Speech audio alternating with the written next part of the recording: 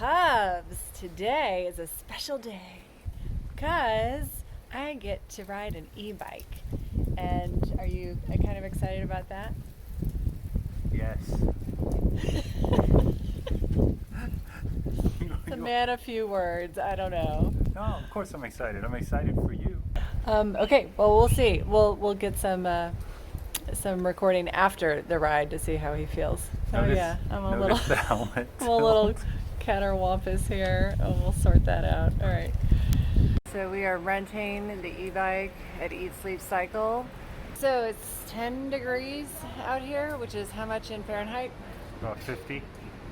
50, which really shouldn't be that cold, but damn, it feels cold with the wind too, right?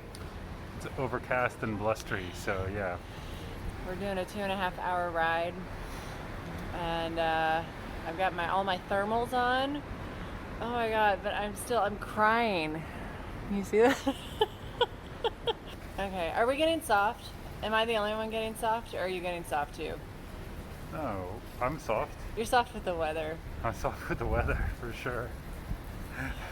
I'm not soft about doing big rides, but I'm soft about doing them in bad weather. All right, here we go. Okay. 3 buttons Okay. to move lights Okay. and And then the open middle up. one is just power. This? That, Yeah. To close, just press Turn on 3 and seconds. to turn off. Okay. Okay. You have a fan, Oh, it does have Has bidon cage, yeah. fan, time, okay. some tools I think. Okay.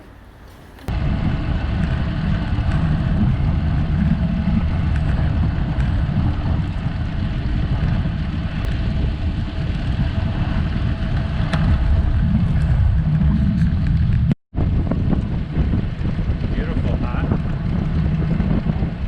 Pedal a little faster so the car doesn't get on the tape.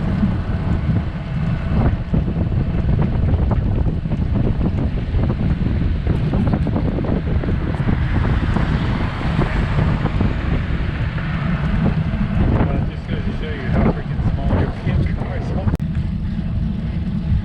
What do you think about it? Can't fucking keep up. You have to bleep that out. That would be funny.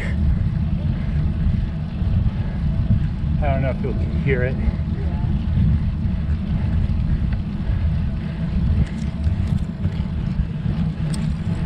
Oh God.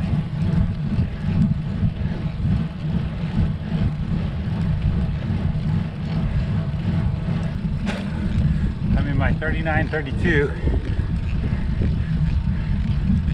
Like 390 watts. All right, we just went up a steep climb on L's. You seem pretty perky though. I haven't put it in turbo yet. Just you wait.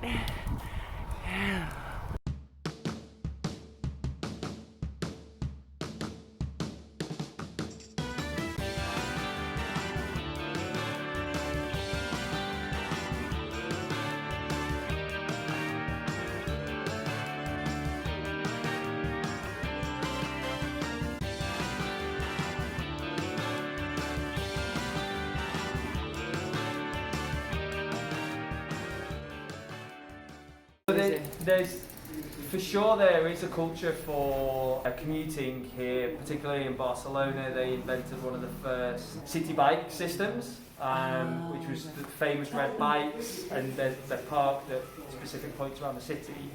And they're actually for local people, but a lot of tourists use them as well. And you basically put your card in, take the bike and put it back somewhere else, and you get charged per minute or per hour. Right. And that system now exists in Girona as well, and in other major cities across the world, yeah. like Paris and London. Portland too. Portland, even in Portland. So Nike sponsors it, so it's called yeah, Bike exactly. Town. Yeah. In London, I think it was Barclaycard that did it, etc. Uh-huh. etc. So, but Barcelona was the first. So for sure in Spain there is that culture, but in Girona in particular, I think we're trying to increase the cycling community. What do you think is the resistance? I think one of the issues is that it's quite hilly here. Oh, So, yeah. yeah. Most So the people- e-bikes will change all of that for Exactly. you. That Yeah. will help most people live up a hill. Yes. But then if you take cities in England, like for example Bristol is a city in southwest England, Yeah. which has a huge cycling culture and it's extremely hilly.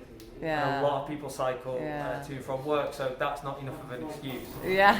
Yeah. I still think that in Girona, unfortunately, it's that kind of thing that if you can afford a car, you'll drive. Yep. And Yeah. that's just the age-old culture that some of these other cities have managed to snap out of somehow, to showing the benefits of. But we're going to try and make it a way of life.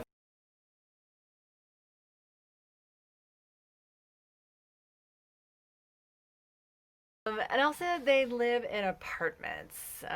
And so, if you don't have a lot of space, then what are you going to do with a bike if you have a bike? And then, a lot of the apartments don't necessarily have lifts, meaning elevators or some way of getting the bike up and down. So, that might be dissuading to them. Is that a word? Discouraging. Discouraging. I'm like George W. Discouraging to them. Also, a lot of the stairways in the old apartments are so narrow and steep that it's almost impossible to get a bike up and down them. It's true. Like the handlebars are almost too wide to get up these really incredibly narrow stairs. It's ridiculous.